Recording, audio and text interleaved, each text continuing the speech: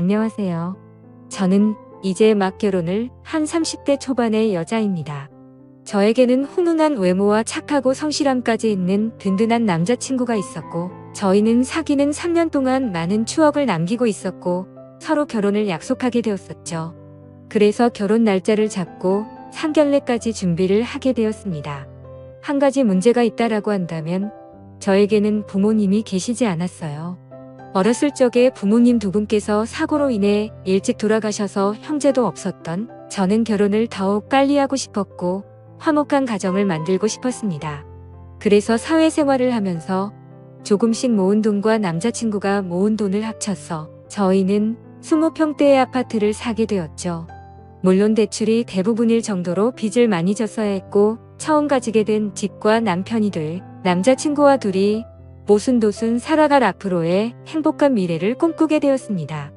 어릴 때부터 부모님의 사랑을 못 받고 자라서 그런 건지 가족애가 뭔지 잘 몰랐던 저는 남자친구의 부모님께 친근하게 다가가거나 하는 방법을 잘 몰랐었습니다.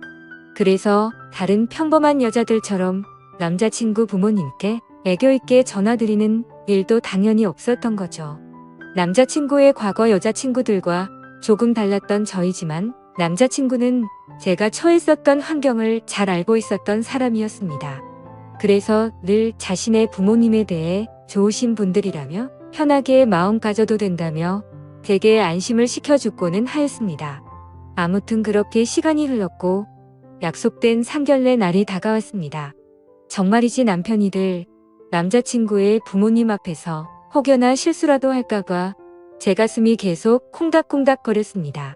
긴장을 많이 하게 되어서 심호흡도 길게 쉬어보고 청심환도 먹고 달달한 사탕도 씹어보며 남자친구의 부모님을 기다리게 되었었죠. 저의 긴장한 모습을 본 남자친구는 미소를 띠며 귀엽다고 말했고 빨리 결혼해서 부모님과 잘 지내는 모습도 보고 싶다며 좋아했습니다.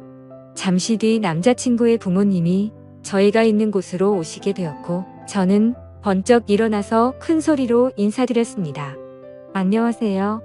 영민이 여자친구 정희입니다. 너가 정희니? 역시 영민이한테 들은 얘기처럼 예쁘고 착해 보이는구나. 남자친구의 부모님은 저를 환하게 맞아주셨고 제가 어색하지 않게 농담도 해주시면서 분위기를 편하게 만들어주셨습니다. 가다롭지 않아 보이는 어머님과 남자친구와 쏙 빼 닮은 외모에 잘생긴 아버님까지 보면서 기분이 좋아지더라고요. 저는 앞으로 예비 시부모님과 사이좋게 지낼 생각에 더욱 행복한 결혼 생활을 꿈꾸게 되었습니다. 그렇게 결혼을 앞두고 설레임의 깊은 나날을 보내고 있었을 때였습니다. 어느 날 제가 회사를 마치고 집에 돌아왔는데 남자친구가 시무룩한 목소리로 전화를 걸었습니다. 자기야, 무슨 일 있어? 목소리가 왜 그래? 그러자 남자친구는 나 할 말이 있는데 잠깐 들릴게. 괜찮지? 라고 말하더라고요.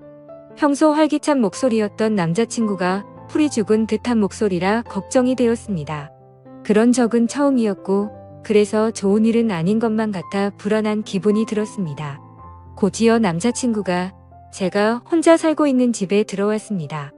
저희가 대출을 받아서 살 아파트에 우리 부모님도 모시고 살아야 할 것 같다고 하더라고요. 그게 무슨 말이야? 부모님은 살고 있는 집 있으시다고 하지 않았어?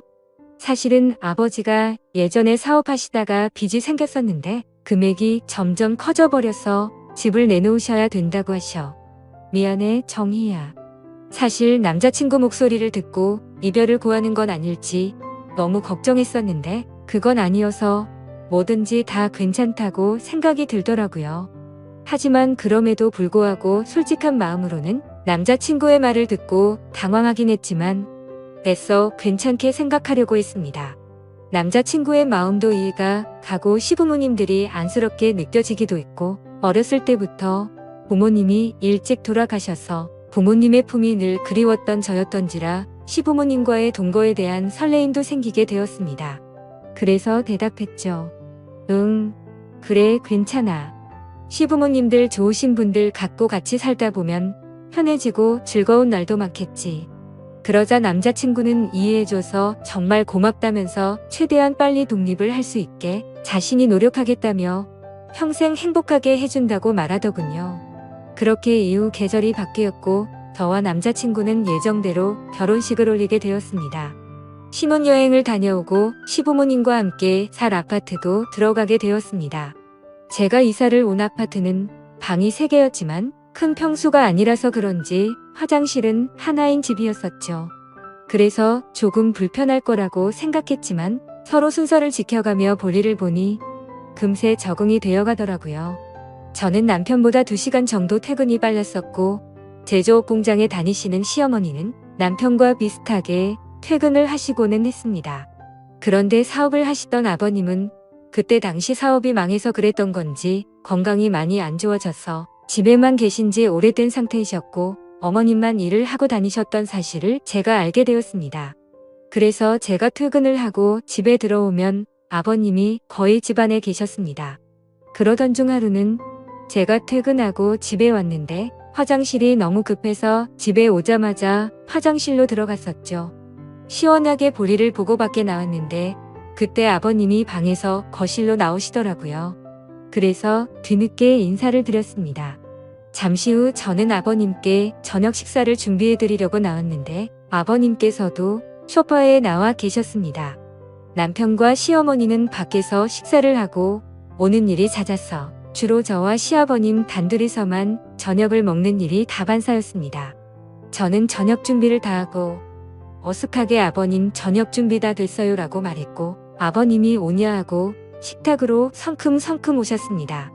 그런데 자세히 보니 아버님이 러닝 아래에 짧은 바지를 입고 오시더라고요. 저는 민망하고 당혹스러워서 눈을 어디다 둬야 할지 몰라 했습니다. 그런데 그 순간에도 저는 아버님의 상체를 보았는데 운동을 자주 하셔서 그런지 몸도 다무지고 좋으시더라고요. 어색한 기운이 돌기는 했지만 아버님과 저는 아무렇지 않게 식사를 마쳤고 저는 설거지를 하려고 그릇을 집어넣고 있었습니다. 그때 아버님이 정수기에 물을 들어가시면서 제 뒤를 스쳐 지나가셨습니다. 남편과 닮아 얼굴도 잘생기셔서 그런 걸까요? 아버님과 가까워지는 게 저도 모르게 두근두근거려서 기분이 묘하더라고요. 얼마 전 남편이 말하기를 아버님께서 사업도 하셨었지만 그 핑계로 어머님을 놔두고 여러 여자를 만나고 다니셨다는 말이 문득 생각났습니다. 얼굴뿐만 아니라 몸도 멋지신 아버님을 보니 그 여자분들이 아버님께 목을 메었다는 게 이해가 되었고 저도 모르게 아버님이 더욱 매혹적이게 느껴졌습니다. 하지만 일부러 그런 게 아니실 텐데 저만 쓸데없는 생각을 하는 것 같아 제 자신을 보며 순간 부끄러운 마음이 들더라고요. 아무튼 그래서 억지로 다른 생각을 하면서 설거지를 하고 있었는데 그때 저의 뒤로 아버님이 오셨습니다. 회사 다녀와서 힘들 텐데 매번 식사에 설거지까지 하느라 힘들겠구나. 오늘은 내가 도와줄게 하고 본인이 설거지를 하신다고 말하셨습니다. 저는 괜찮다 하며 돌아서서 설거지를 하려고 하는데 자꾸 가까워지니까 기분이 묘해졌습니다. 순간 저희 둘은 눈이 마주쳤고 정적이 흐른 후 말도 안 되는 실수를 저지르고야 말았죠. 아버님은 다무진 몸처럼 과격한 남자였습니다. 정말 누가 봐도 욕을 할 거란 걸 잘 알지만 정신이 나갔던 건지 그 순간만큼 마음이 이끄는 대로 사고를 치고야 말았습니다. 폭풍 같은 시간이 지나가고 서로가 민망해져서 평소 때처럼 각자의 방으로 들어가 버렸습니다. 다음날 아버님이 제 눈을 잘 마주치지 않으시더라고요. 저도 다음날 머쓱한 표정으로 아버님과 인사를 나누게 되었죠. 앞으로 둘이 있어야 하는 시간이 많은데 저희 둘은 어떻게 되는 걸까요? 남편과 시어머님에게 죄를 짓는 기분에 머리로는 안 된다고 하지만 마음은 요동치는 게 정말 머리가 복잡하네요. 저는 어떻게 해야 될까요? 이미 물은 엎질러져 버렸고 아버님께 예전처럼 다시 돌아가자고 먼저 말하는 게 좋을까요? 이성과 본능 둘 중 무엇을 따라가는 게 맞는 건지 모르겠네요. 좋은 답변을 남겨주시면 감사하겠습니다. 오늘의 사연 여기까지입니다. 지금까지 읽어주신 모든 분들 감사합니다. 모두 행복한 하루 되세요. 감사합니다.